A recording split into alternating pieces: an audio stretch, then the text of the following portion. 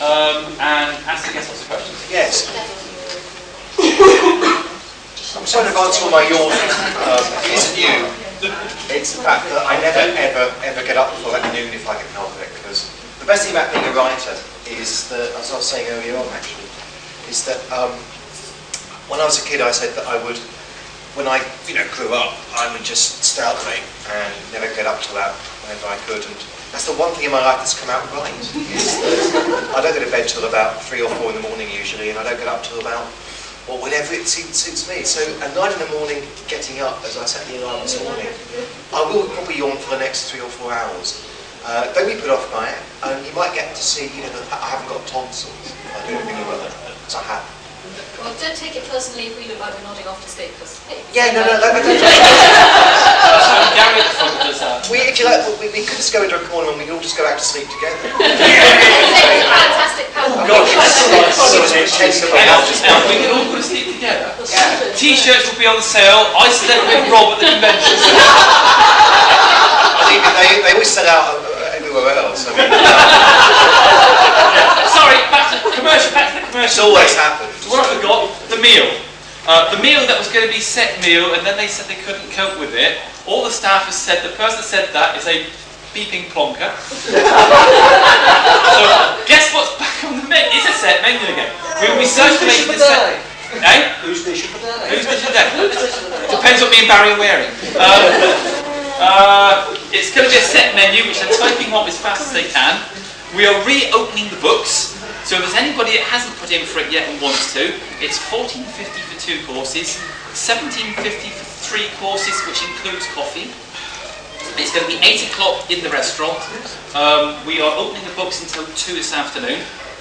So all we'll do, we'll circulate the menus to the people who already asked for it. Just circle the items you want, put your name at the top, hand it back in. We'll be finishing the con 6 as usual. Go and fall over and get some kip. In the restaurant from 8. Finish when we finish. We will be in the bar area because there's no point having the other bar because you lot don't drink in it. So we're all going to be in the bar anyway. I'll see if I can get to extend the hours and things, and that's it. I could bathe. And all the caffeine would go in through. I'll now clear off. Osmosis. Goodbye, Dave. Bye-bye, Dave. Everybody say bye, Dave. You were great, Dave. Go away, Dave. Hang on, let me just put my cup and glass over there to hide the burn. Yeah, that's pretty very good.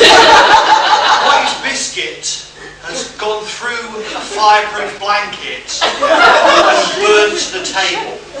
Well, we could try to do other damage to the table during this Q&A. Well, I mean, I could try carving things in. And... As long as you sign your name and not mine. Well, your name's much better than mine, No, it's not. No, RS is so much easier than GM. You see, S's are too curvy to sign, whereas a W. Anyway, should we get on with this panel? Yes. Fair enough, okay. We talked a lot about Doctor Who and Daleks. Yes. Let's talk about the issue of comedy writing. Okay, that sounds good. You said you're a comedy writer predominantly. Yes, tell us stuff that we wouldn't know. You probably won't know much of it, because most of my comedy stuff is theatre. And although actually I did quite well in the South West for a few years, I've not had anything I think on in this area, Devon or Cornwall, since about 95. We need to check this. Did you see something? This is not yours, but this is a private thing that's basically, I think there's only 3 or 4 of us left in the world. The last survivors. We saw a production called American Eagle at North College. Oh God, yeah. We saw it in Plymouth, and when it came to Exeter, we all went up. Had an interesting return journey. Oh yes, we nearly died. Literally. It's that good a show though. Oh, yeah. It was that good a show. Yeah. But didn't know if you'd seen anything yet.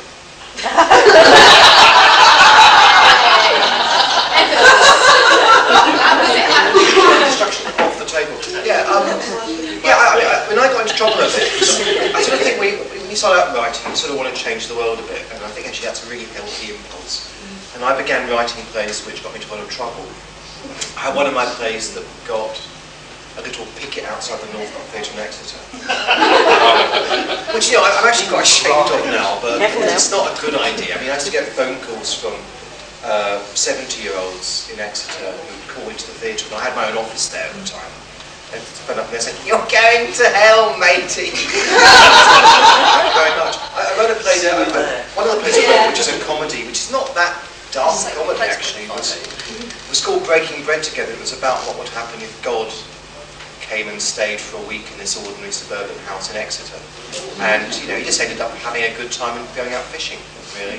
But that was, it was about, he got on better in some ways with the agnostic who didn't pressure him than the Christian who was out on the street corner, as I used to do when I was much younger, because I used to be very Christian, doing preaching and stuff. And it got me into a lot of trouble. People began, it's that odd thing I'd never seen before, where people actually suddenly get very het up saying something that they've actually never seen, but on principle they're going to attack. And I sort of found out that the sort of Southwest audience care very much about what they believe in. And this sort of show in London, opened in London a few years later and had no impact whatsoever. No one cared at all, because it really wasn't that deep or dark enough. But in Devon, I mean, I did a couple of plays in Devon, which I perhaps shouldn't have done. And it was really nice that the Northcote didn't care, but they said, "Oh, do them anyway." Actually, would be if you get these people to put their views in the paper, then you get hordes of people coming along. Well, it didn't happen like that. It was very odd, because I thought when that all began, I thought this would be great, because although we're getting all these sort of pickets and people I can actually look frail enough that I can blow away, like opening the door and go. I thought that all that publicity would be really good, but it wasn't. It meant that we did very, very badly with that show, which is, no one came. And it wasn't that great, and it actually wasn't a very good play, really. It's still, I thought that the publicity would probably attract some attention, but the Northcote was going through a very odd phase, and there was a director there called John Dermy who ran it at the time, a lovely guy. He did have this sort of idea that every play should try and be as uncommercial as possible. You mean that didn't want anybody in the theatre? Yeah, it was a really weird thing. When he took over the play, it was about 90% business. Every single play would just pack out. Within a year of him taking over, it was down to about 20%. And it was simply because he was choosing plays which were very ambitious but not very popular. I don't think we should say that very long. No, he was there about 7 years. Eventually the committee forced him, all the people who ran the Northcote forced him to actually start putting on plays which were a lot more popular. He did things like Gaslight and Noel Cowards, but he did them as German expressionists. I mean, he did this 3-act Gaslight where it was all viewed through the eye of the woman. And as she got madder and madder, or fortunately madder and madder, the set kept on disappearing. People would just come on like this, they would sign up in their blacks, but not really hidden. And they would just say, and she'd be looking at the chair and they'd go, "We're going to take it away from her." Most of the audience at that point began to give up and go, "No, it's not." So just as you'd go into the theatre and see the sets appearing, every time you go out from the interview, you'd see the audience going too. And John said, when she said to us, "See, proves it, that you can't give anything." And they went like, "Yeah, but it was kind of the way you did it, John." And so, I mean, actually, and that's how I got started in a way, because I was 22, and resident writers in theatres tend to be at the minimum age 40. And it was insanity that you would go up to the Arts Council and say, "Here's a writer, we'd like him to make him our resident writer and therefore do most of the writing at our theatre. He's never written before, but we'd like him to do it because we think he might be good." We don't know because he's never written anything, but he might be good. And we'll give him almost all of our slots, and he can write, maybe 3 or 4 plays. I mean, I was writing more plays for that place than Shakespeare. It was actually, in the first season, it was Stoppard, Coward, me, Shakespeare, me. Some other play, like I think an 8-board, me. And people got fed up because I wasn't that good, and by any means I wasn't as good as the others. And it was John's sort of almost suicidal desire to say, "No, I want a resident writer," which meant that the audience. I mean, I almost killed that theatre. I mean, I almost shut it down. So about 1995, I said to John, "Look, nothing of mine. I mean, there are certain shows of mine which actually work very well, but they tend to be the adaptations of big novels like Dickens and Hardy." And I said, "Well, all I can really do without shutting your theatre, I think, is this. And I don't want to do that forever, because I've done a couple of them now, and they're very successful, but they're actually very hard work. I'm doing another one quite soon. I'm doing a West End show, which Mark Gatiss will probably be starring in, because he wants to do Nicholas Nickleby. That'll be my first big Dickens thing for about 10 years. But, so I sort of, it was like a mercy exit. I thought I better leave the Southwest. And Plymouth too, I mean, I've been at Plymouth with Roger Redfern about 1992, and we did a couple of very small things in the drum. And that, you know, I sort of fled, really, here. And I began writing for April more and more, who doesn't care that you're not famous. In fact, Scarborough audiences are so weird because they're now so used to the idea that everyone up there they've never heard of.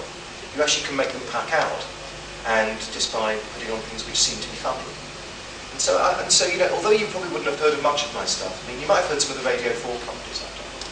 So I don't know, things like Teacher's Pet or Inappropriate Behaviour or Afternoons with Roger. And you may not have done, because they only go on the once, but they get, I mean, it's nice that they tend to get things like the Sony Award nominations. I'm lucky because I work with Martin Jarvis. Martin phoned me up one day because of Alan Abel. He's worked with Alan Abel, and Alan suggested that I was a good writer that Martin might like to work with. And I've got a bad stammer. I have a terrible phone stammer, and I'm very, very nervous of telephones. And I came in, and I hate having answer phone messages because it means I have to respond to them. And so I tend to ignore them if I possibly can. His message there says, "Hello, it's Martin Jarvis here. I just want to say, Rob, I'd love to do one of your plays for Radio 4. That'd be possible." And I thought, oh God, I've actually got to reply to that one. And I said to Janie, my wife, I said, "Can I just ignore it?" She said, "No, you really can't ignore that. You've actually got to respond." I think it is Martin Jarvis. I thought it was someone just playing a joke, because he does have a very, very familiar voice. And I thought, nah, it's a wind-up. And knowing Nev Fountain very well, who writes Dead Ringers. I know, exactly. He also does very, very good impressions himself. He's very good at Terence Diggs. He does also Doctor Who impressions extremely well. And I thought this is someone just winding me up, but I got Jane to phone him up instead because I just couldn't quite face it. And from that point on, we began a relationship that's now gone about 5 years. And I just write for Martin maybe 1 or 2 radio plays a year. And the best thing is that because he lives in Los Angeles, it's cheaper for him usually to record them over there, so that I get flown over.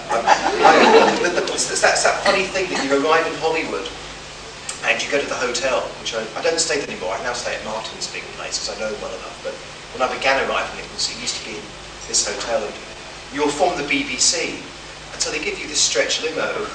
When I first arrived in LA, and I said, "Yeah, I want to get out to where they said, 'That's okay, sir. We'll get you your car.'" And that's my American accent. That was very bad.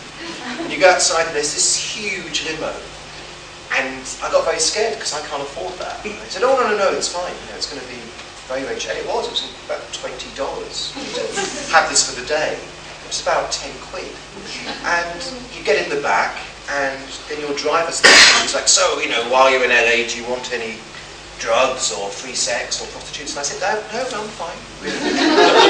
"Hello, I'm from England."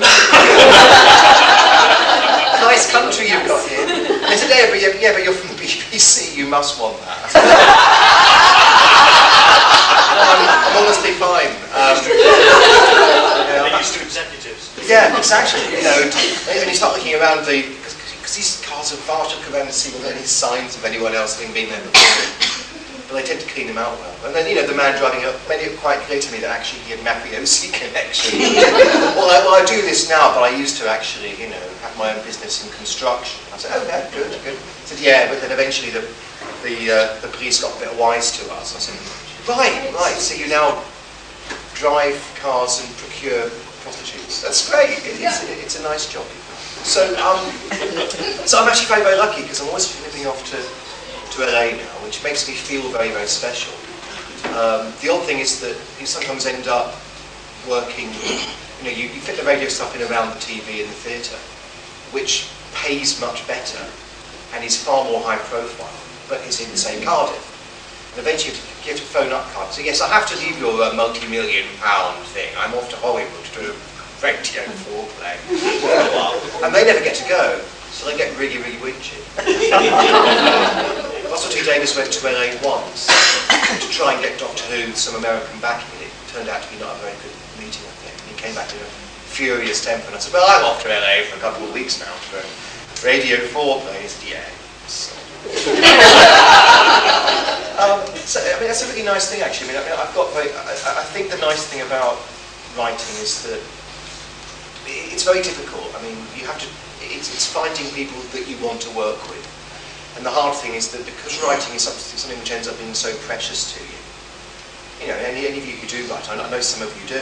You know that you put in all the work and you put in something of yourself to what you're doing. And what you don't want then is some clown turning up and sort of just hacking away at it and making you feel like you're a terrible writer. So every time you go out and you find new people to work with, every time you work with a new production company, you're very, very worried that they might not be in tune with what you do. And I'm quite lucky in that if I don't like the people I'm working with much, or I don't like what they're doing, I can then say, okay, well, I'm going to walk away now and not work with you again. I'll work with people already that I do know. And you just end up over the years finding people that actually think, yeah, that was a great experience, and I'll do that again. I mean, actually not unlike Doctor Who, which my first TV was a show called Born and Bred. Actually, my first TV was Crossroads, but I don't have my name on that, and I don't mention it very often, because that was miserable. That was a terrible show. God, that was awful, Crossroads. Born and Bred was also awful. It was just this, I don't know whether any of you, have any of you seen Born and Bred? Yes, I admit it, I do. Did you actually enjoy it? Some of it. Really? Yeah. Okay, that's good. No, I mean, Obviously, quite a bit. because we sort of believed that it wasn't any good. I mean, the odd thing about Born and Bred is that it's this sort of strange, actually not strange enough, comedy drama set in the 1950s. It was sort of trying to be heartbeat. But it wasn't. You see, the odd thing is that when I got on board it, just before the series 1 went out, before they'd actually screened the first episode, we was described as being a live-action Simpsons. Meets the League of Gentlemen. And I came in. That's not what came out. So we all went in there as writers of black comedy. And by the time it actually reached the air, it had become another medical drama, because that's what the BBC doing test screenings thought, oh no, that's a lot better if we do that. So I was contracted to be on this show for about 6 months, having to write for it, not knowing anything about medicine anyway. And I did a story about, it got me sacked, which was great. I was asking to be sacked and they wouldn't let me go for ages. And so I did a story about, this little village where no one is ever annoyed or angry or unpleasant in this village. So you have a cast of 12 people per episode, and 10 of them are your regulars, and they can never be in any way interesting or dramatic. You have 2 people you can bring in every single week who can be the entire story. So I made one of them a Nazi. And this is because I thought, okay, well, I'll bring a Nazi, it's someone after the war, he can come in, he had this weird German accent and this bad limp. And I had this idea that he'd been shot in the leg, and I said that the bullet was still going up towards his brain after 5 years. And he was about to die, and he wanted to come to the village, and eventually they died. I thought it meant to be quite funny, but it obviously wasn't. And the music for Born and Bred is this very, very sort of stupid, over-happy music. It was da da da da da da da da da da. For my one, I had to play, because it ended up on this gravestone. And I had to play da da da da da da, because I'd done such a miserable episode. And then I got sacked. It was great. I wrote, I think, the worst and most unrepresented Born and Bred episode ever made, and they still made it. Idiots. And occasionally they even repeat it on UK Gold, and I turn on and have a laugh. I've only ever seen it all the way through once, and it was ghastly. And it was also really miserable because, I shouldn't say it, but all the cast, actors smell failure really, really badly, because they're putting up, particularly if you're a TV actor, I think, so much of your reputation relies upon the success of the show. Michael French's reputation was entirely upon this show. So was James Bolan was one of our leads, and Maggie Steed. And as a result, they were terrified, and as a result, in read-throughs, they'd be vile. they'd suddenly put down a script, not my one actually, thank God, and say, can I just say, if I continue, the script does dialogue makes me want to vomit. Thank you very much. And off they'd go again. And it got to the point actually that writers I know would do anything to try and avoid read-throughs, which you have to be at, because what you hope from a read-through is that people read the script through, say how good it is, and then go off and start filming the next day. But on Board and Bread, what would happen is you would do a read-through, everyone would hate it. There'd be an emergency meeting that night in the hotel, where they'd say, right, you're going to write the whole thing again by tomorrow morning, with a new story. You spent maybe 6 months writing this one story over and over again. And what you'd see on screen was always the results of one late night feverish, right, okay, there's someone who's got ill, and they've got to save them, and they go off and they, I don't know, have an accident with a pig, and then you write that. And that's what they feel, which is why it was so bad, really. My final commission on Board and Bread, which is the one I got actually sacked off, was, and it's typical of the way that in TV you can deal with executive producers sometimes who are not writers, unlike Doctor Who, where the executive producer came in one day and she was this sort of mad Irish woman who just said, oh, I've had this wonderful dream last night, and wouldn't it be great to have Michael French on the roof of a crumbling building, saving a child of with polio in a wheelchair from throwing himself off the edge of this building.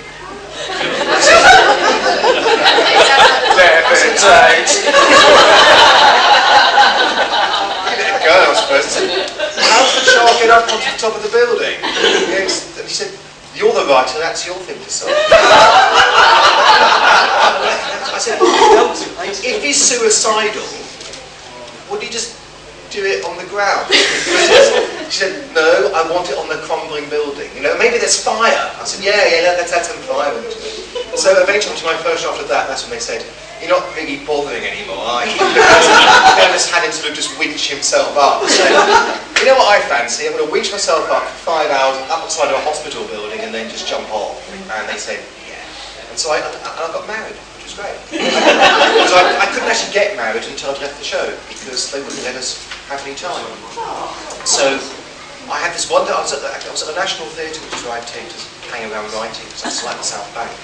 And I had this phone call from my editor on the show, who just said, yeah, bad news, Rob. We're going to let you go. I said, brilliant!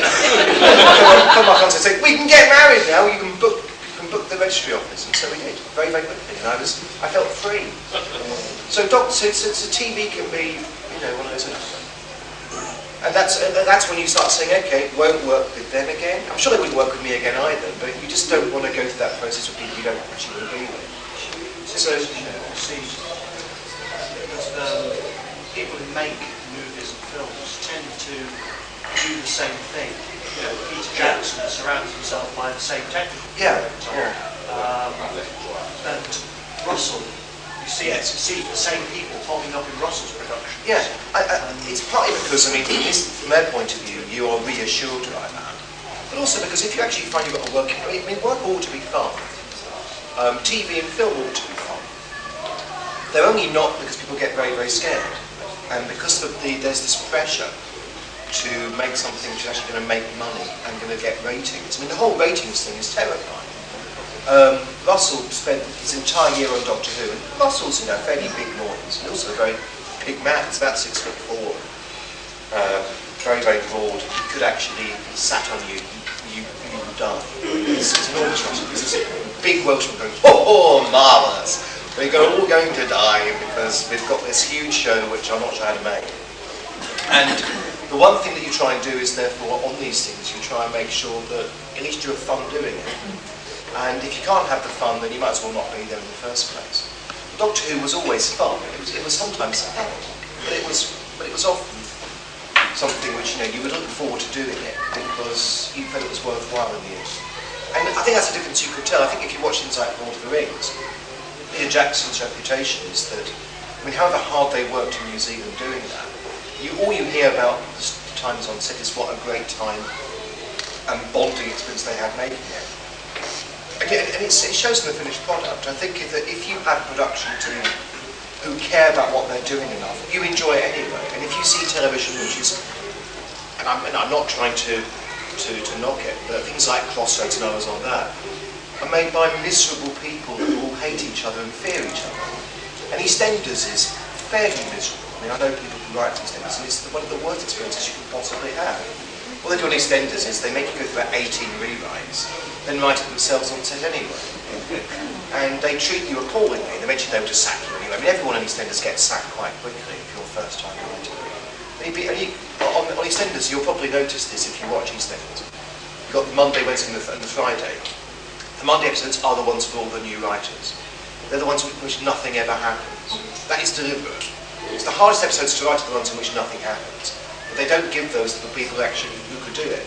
So they give it to the people who have come in from the cold, from doing theatre, don't like what they've done, and Mondays therefore are usually the ones to avoid, because they're the ones which actually always have the sort of the weakest plots and the weakest dialogue and the most scared atmosphere on set. And the Friday episodes are the ones which actually have all the action happen. So, you know, it's probably the same on Coronation Street as well, I think. I think that, you know, that they have certain days earmarked for their good writers and their bad writers, and it's a bit insane. And so, you know, you go on set and you do find the sort of atmosphere of fear and loathing, which is weird. But it's a fun job though. I'm making it sound awful, but actually, I mean, it's just the idea that you get to start late, as I said, and get up when you want, and you try and find people that you can relate to. And once, you know, and you do find them. You know, you find people that you want to keep on working with, other people that you don't. And it's just a matter of, after a while, being, as I am, I think, in a fairly fortunate position where you can eventually say, yep, I won't work with you again, I don't need to. If it's not fun, I won't do it anymore. So, you know, it's good. Chris has your copy of the Radio Times. Oh, terrific. Which, if you want to pass it along the road and get people to sign it as the yes, please. Going on. Yeah. Do you all sign my Radio Times? Right, no. That'd be great. As a reminder. Any questions? Did your wife find your cat? I don't know yet. I haven't phoned her this morning. Yeah, this weird thing that we have this new kitten and he's gone missing. Well, say that, but it was only 2 hours at the time I spoke to her. I mean, 2 hours isn't missing, 2 hours is him walking around and having a stroll. I mean, I think he'll be back by now. But, you know, we've got cats and We've got 5. you know, we have one that go missing as a kitten once, and it is. Yeah, I mean, if he's not home by the time I get home, I'll get worried. I'm sure he's home by now. In fact, I'm making myself believe he must be home by now by not worrying about it. He's a very vicious brute. I've called him Nero because he's black, and Nero is the Italian for black, and he's actually become a cat who you can believe would be a psychopathic Roman emperor. So it's actually a warning. If you're going to name a cat, name something nice, because they probably live into the name that you give. He just bites all the time. He's such a he does it out of love, but he's always biting. He really goes for chasing. He's scared of me because I bite him back. Every morning he'll get up and on her lap, which is on the toilet usually, and he'll just bite her face. Oh, yes, terrifying cat. Yeah. Psychotic. Vicious brutes. He's now about 6 months. Oh yes. Yeah, but we've done that. It didn't calm him down at all. Everyone said he'll calm down once you remove his balls. Didn't know. That'll help. Well, yeah, perhaps that'll do it. If we could just show him what's attractive male cats, maybe. Well, no, when I started off with the female cat and then thought to do something, then I went on to the dusters. Usually when a priest came around or something like that. And then they came with the target next door, the two were seen doing unnatural actions of washing their poop. Okay. I think we've got more information than we need. So does this hit Radio 4's after? Actually, no, I had that. I've only had one turned down my Radio 4 at the moment, which might still happen, but it's about a man who falls in love with his cat. And, or rather, what happens is he goes back, he meets this girl at a nightclub, and he goes back to her flat, you know, what he thinks might be a one-night stand. I turn on the light and he realises just how unattractive she is, and he says, yeah, you go make the coffee, I'm just going to leave. That's how it goes. And then he sees this cat. We don't know it's a cat because it's played by another actress. who comes in and sits on his lap. He says, "Oh, hello, you're very good. Oh, you can stroke me if you want," says this apparent woman. And he just falls, and the story is that he falls in love with this cat who acts and talks to us as an audience like a human being. And he only actually stays with his girlfriend and gets married to her and has children with her because he doesn't love her, he just loves the cat she owns. And Radio 4 suddenly said, "That's bestiality." He doesn't actually do anything with the cat, but they still got very worried about it, so that one was pulled. It might one day resurface once I get someone to actually realise that he doesn't do anything wrong with this cat. Because it is possible to love a cat. I mean, when I first met my current wife, then girlfriend, it was the cat that I really enjoyed. I mean, she's autobiographical. Yeah, and she knows this. I mean, she was very, very whingy when I first met her. She always moaned about stuff. I thought, "I'm quite bored of you, but I do love your cat." So, I'd go and see him, and he was very standoffish with me actually, but that was all right. Do you like the cat? During that 6 or 7 years, eventually he warmed to me. Many times, which was a shame. But it's, but I think that, you can have that. I just prefer cats basically to people usually, because they don't. If they get bored of you, they just walk off. They don't tell you as they're going, "And you smell," which is what always humans do. They always throw that back as a clever, witty rejoinder. So yeah. Yes, but no. Hopefully he's back now. Yeah, thank you. I'm sure he's all right. Another question. I wasn't here yesterday, unfortunately. My apologies if anything asked you this year. Oh, that's all right. No, The Dalek episode you wrote, I thoroughly enjoyed that. thank you. And if you ever did get around to doing one in a year or two's time, Yeah. the series is still going, hopefully it will be. I think it will be actually. I think it'll go for years now. I really think Doctor Who's going to run for about 5-6 years at least. BBC adore it. It's not going to stop. My parents did tell me on the news last night, really quite disappointing. Yeah, is that now been announced? Last night.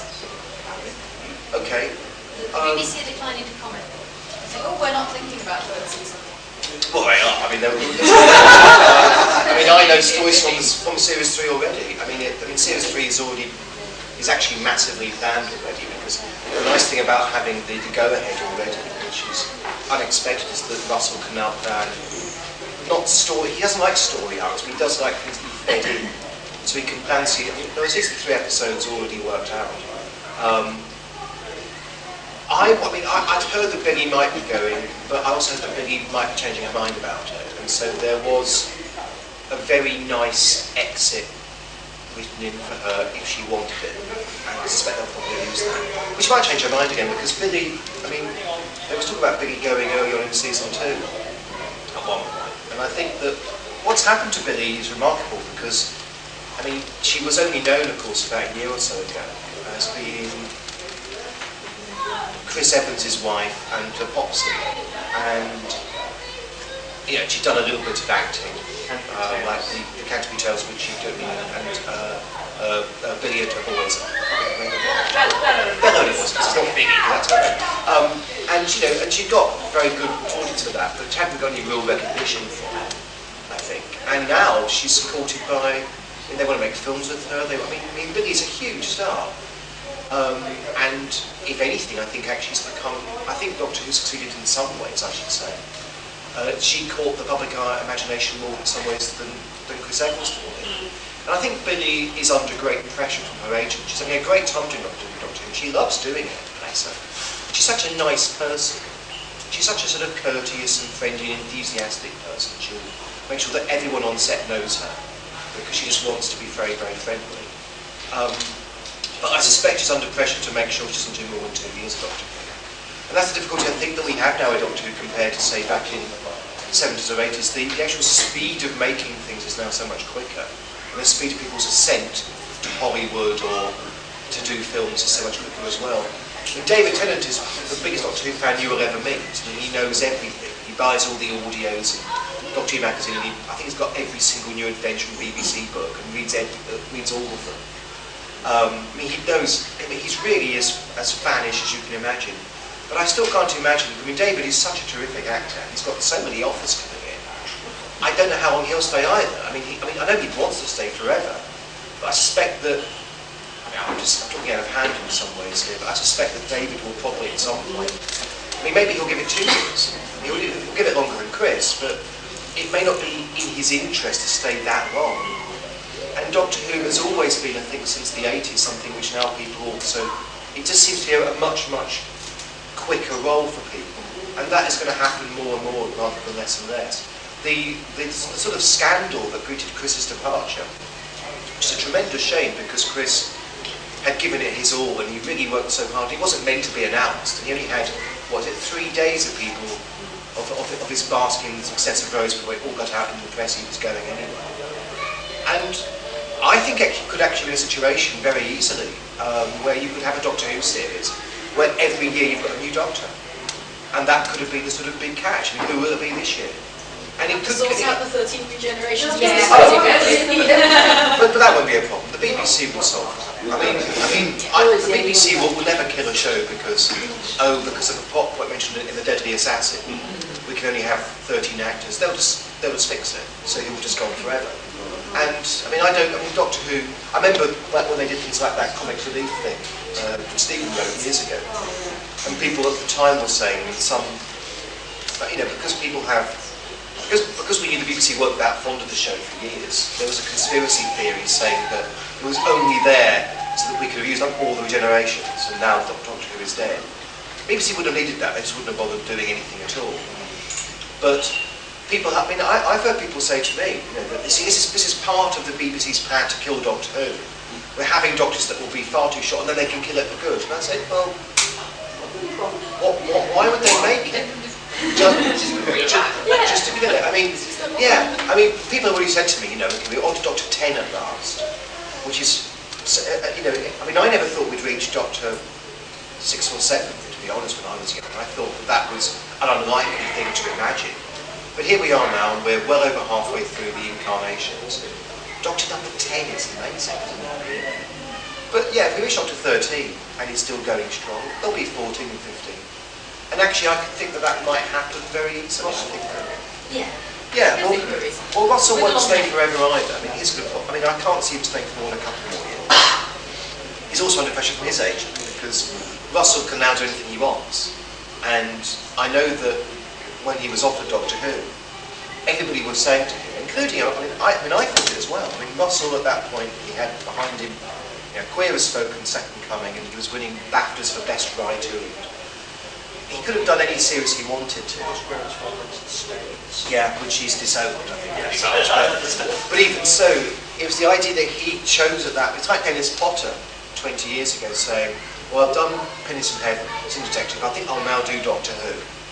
And I'll give myself a few years to do someone else's show, revived, made 40 years ago, just because I happened to love it when I was a kid. Oh, he has. New Doctor Who is no way, very much the feeling I think with everybody, because not all the gap. He's restarted. It's a new show. It's got that back. It's like The Next Generation. It was a completely new show, same basic story, but backwards. Yeah. It's made it. And that's partly. Russell is. He's such an enthusiast about Doctor Who. He wanted to. I think that the biggest worry we all had going on to it was we thought we might kill it. We thought. We were aware of the BBC, because I've been BBC things as well, where there have been rumblings for years about, should we bring it back? Shall we? And then they would come up with these ideas which were terrible. I was in meetings at one point, not as a writer, to do it, just because I was aware of them going on, they were the same production team. During the Ball and Red time, actually, they were saying, well, let's bring it back, but I don't like all this, I don't like him being an alien. Let's make him someone from the Home Counties. Who's a sort of nice guy who lives in a shed, and maybe that would be nicer. And he doesn't fight monsters, and it became like Born and Bred. It really became. You could see it happening because you could see, as I said to you earlier, about how shows can easily mutate from what they're meant to be. Doctor Who would have become like Doc Martin, and it would have happened. That is the way that TV is going, and most TV shows are now created to try and emulate something else that already exists. Doctor Who just isn't like anything else on TV at the moment, and it just feels in some ways that when Russell didn't want to make it so odd that it was going to get killed off. He also wanted to try and celebrate it being Doctor Who. So there was a certain degree of pressure from the BBC at the beginning saying, look, don't worry about all that old stuff. You know, try and do it from scratch. And in fact, Russell's document, we all said this. He said, oh, we won't bother with anything from the past. Don't worry about it. And then he sent us the first script because it was all Tom's. And he was lying to the BBC. He was saying, yeah, actually, what I'm going to be doing, though, and we all know it, is it will be the old show. But if we tell the BBC up front this will be a continuation rather than a reboot, it wouldn't have happened. So we had to get it all in under. We went to read-throughs and we got into trouble a bit. There was a bit where, in Aliens in London, episode 4, I had to read through for that, and he had a unit character in that was in the Doctor Who magazine comic strip, in General Muriel Frost, who had appeared in, and we all laughed knowingly, although the writers, and they asked why, and we said, well, you know, Muriel Frost. And Russell hadn't told them that actually this was another fan reference, and they said, right, we'll cut that out. And, you know, it was Russell who would say to us in meetings, put in reference to things like quarks and protons, that'll be fun. And he gets them in, he got things like venom grubs into Boomtown. And I think he can do that far more now, but at the very beginning there was this great fear that, you know, that we had Doctor Who, but it may, you know, but we would have these, they wanted it to be 6 episodes, which is the standard BBC starting series. You do 6, if you're successful, then you go to 10. You know, like, so it happened with things like Spooks and Born and Bred, you know, successful first series, they will then, but he wanted 13 off the bat, and no one makes 13 episodes of anything anymore. It's just, you know, the equivalent of the old Doctor Who season just isn't done on TV. But he fought for it, and they got it. And there was a big worry about that too, because you can do 6 episodes, and people will still believe, yeah, well that opened quite well, we'll give it another series. But if you do 13 episodes and he doesn't find its audience very, very quickly, you will kill it dead. Because over 13 weeks, there's no way you can hide from ratings getting worse and worse. And so we were more and more worried about that. It was, if we didn't make these 13 episodes have an audience, we would be the people who would stop it ever coming back again, because this was really its last chance. And so Russell just tried to be very, very careful. He had to make it something which was going to be a big contemporary audience thrill. It had to have all those contemporary references, and it had to be a reference to things like, you can't do it anymore that you'd have a lead character like Rose and not have a relation with what her family thought about her going off in time and space. It was never asked before in the old series, but you know, what happens if she disappears for a year? And actually I thought that was a great basis for the story. It was nice to see consequences. Yeah, exactly. And we never had that before. I mean, you know, Tegan would go off and occasionally she bumped into some relative who got killed. Once in a while there would be the comment on, yes, but Doctor, you never have to suffer. You know, he solves the problem, he disappears. That's right. Picking up the pieces. And finally, he had to start picking up pieces. And he still wanted to go. I mean, you had that thing again in World War III, with the very end of it, you know, he says, I don't do domestic, I don't do dinners. You know, where Jackie's trying to make a dinner for them at the end. He says, no, I'm off. You can come with me now, or you can stay here. And he's very, very blunt, he's on the favourites of phone down. Because what Russell didn't want, Russell said, I want that friction. I want, if they could do Doctor Who as a more contemporary, modern show, I want that old Doctor in that situation, not wanting any of that. And so that's what they do. And so the fact you have to go back all the time and see Rose's family is a constant irritation to the Doctor. He doesn't want to do it. It's not his thing at all. It's actually quite nice. It took them a while to get used to it. Yeah. But actually, once it worked, it really did, and it was nice to see that. It was also that thing I said yesterday as well, which I'll repeat myself saying. We didn't know what we were doing in terms of tone. You'd go into meetings, and we never quite knew who we were pitching a script for. So sometimes you go into a meeting and say, let's do it as horror. Let's do it as, you know, this is for adults. It's probably for 30-somethings who like the show more. Then we go in and say, no, it's more for a science fiction audience generally, so let's try and make it more for the people who have watched Star Trek and Babylon 5. Then it'd be the meeting where they say, actually it's for 8-year-olds. Make it for the 8-year-olds. And so every script you go through, you'd be changing it to try and accommodate who it was for this week. And so every script that came out felt very, very different. So Aliens of London was for the 8-year-olds. Because we didn't know that they might be our only audience. And Dalek was not for that. Dalek was more for the sort of die-hard fan element who wanted to pick up on the old show. And Empty Child was more sort of horror thing. And so was Unquiet Dead. And so you've got this sort of weird thing where when they went out, they listened to them and they said, they're not remotely consistent with these episodes. And we said, no, that's okay. What we'll do is we'll stream them and we'll find out which ones were successful or not. So we were expecting that we would have people saying, yeah, End of the World, brilliant, Unquiet Dead, rubbish. We could say, okay, we won't make that one again, we'll make End of the World episodes again. But in fact, they all did well. I mean, that's what amazed us, is that every week we'd think, okay, well that one was successful, let's see how they take to an episode which is completely different in style now. And they liked that one too, and we always had these huge audience appreciation figures, the highest ever in the show's history, to be honest. And Empty Child, I think, and Party of the Waves have the highest of all. I think the highest in the show's history before was about 75 out of 100, which was for 5 Doctors. We got into the 80s with almost everything. We were astonished by that. It's not an accurate measure of anything, but it showed the audience were wanting to go with these adventures. And I think it's partly because TV wasn't doing that anymore. So, but as I say, we sort of spent the entire year not knowing what we were doing. And at least now they do. And they can be more confident with that. So. So then, if you did go back to writing for it again, yeah. Would you like to resurrect another old enemy, or would you like to create your own? I'd create my own if I could. Doing the Daleks was great fun, but also... I remember when I first got the commission, I mean, I was on a London bus, and my agent, I just changed agents actually, and she didn't know I was not to do that at all. And we had a meeting with them recently just saying that, you know, that I wouldn't do any more, after Born, but I wouldn't do any more series TV, I'd only do my own stuff. Oh, keep going, keep going.